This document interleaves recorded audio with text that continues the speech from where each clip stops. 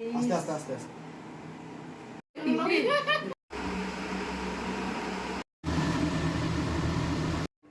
Good morning, সুপ্রভাত।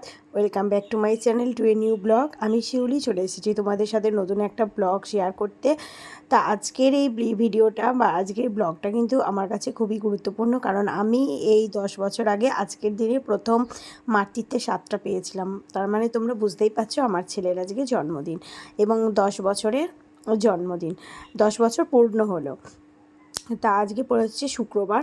এর সকাল সকাল রান্না করতে তো বসিয়েই দিয়েছি, ওদিকে পায়েস বসিয়েছি, আর সকালে লুচি তরকারি দেবো বলে এই যে লুচি তরকারি আর 5 রকম মিষ্টিটা দিয়ে দিয়েছি, কারণ দুপুরে একসাথে অনেক কিছু খেতে পারবে না, তাই 5 রকম মিষ্টির পদটা এখনই ওকে দিয়ে দিলাম যে লুচি তরকারির সাথে যতটা মিষ্টি খাবি খেয়ে নে।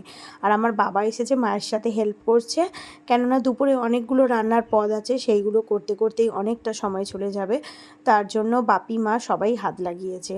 তা 5 রকম ভাজা হয়ে গেছে, এদিকে ভাত বসিয়েছি, আর পটল চিংড়ি হচ্ছে, আর হবে শুক্তো মাংস, পায়েসটা আগেই করে ফেলেছি, আর হচ্ছে যে চাটনি। তা অনেকগুলোই রান্না আমি একা হাতেই মানে করব ঘরোয়াভাবে, আর মা হচ্ছে হেল্প করছে, মা সমস্ত আনাজ কেটে দিচ্ছে, মানে বাটনাগুলো বেটে দিচ্ছে, বাপি মাছ ফাছ সব ধুয়ে দিয়েছে। তাই দেখো মাংসটা তো হয়ে এলো, আমার অত বড় কড়া নেই, তাই হাঁড়ি আমার বিরিয়ানির হাঁড়ি অনেকটা বড় আছে, এবং অনেকটা 10 জনের মতো আমাদের সব ক্যান্ডিডেট হয়েছে, তা 10 জনের তো অনেকটাই মাংস লাগবে, তা সেই জন্য আমি আজকে হাঁড়িতেই মাংস করছি। তা অনেকটা মাংসটা সব থেকে শেষেই বানাচ্ছি। তা চলো, মাংস রান্না রেডি। এবার ছেলেকে হচ্ছে এদিকে আশীর্বাদী করছে, এখন প্রায় বাজে বেলা 1টা।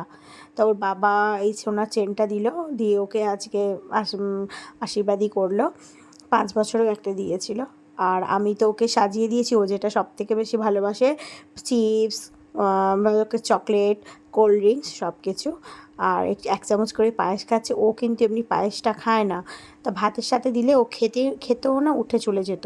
তাই জন্যে আমি ভাবলাম যে ভাত খাবার আগে পায়েসটাই তো আসল, তা আগে পায়েসটা দিয়ে ওকে আশীর্বাদীটা করে দিই, তারপরে যেটুখানি যতটা ভাত খাবে সেইটুখানিই খাবে।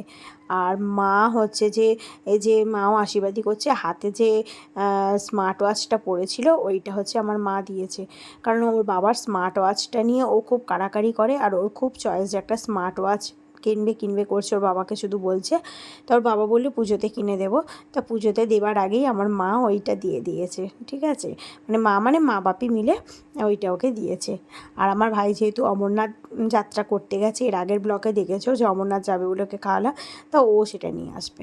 আর এই দেখো এদিকে রেডি হয়ে গেছে ওর খাবার, অনেক কিছু রান্না করেছি, কিন্তু ওইগুলো বেকার খাবে না, ওইগুলোর গোনাগুনতির বাইরে। সন্ধে হয়ে গেছে, যে কেক চলে এসেছে, কেক কাটবে, দিতে হয়, আর কেকটা বা 7টা এরকম সফট এবং খুব ভীষণ সুন্দর কেক কাটাকাটি হলো, এবং ও সকালে যা খাওয়া হয়েছিল ওইগুলোই গরম করে রাত্রে খাওয়া হবে।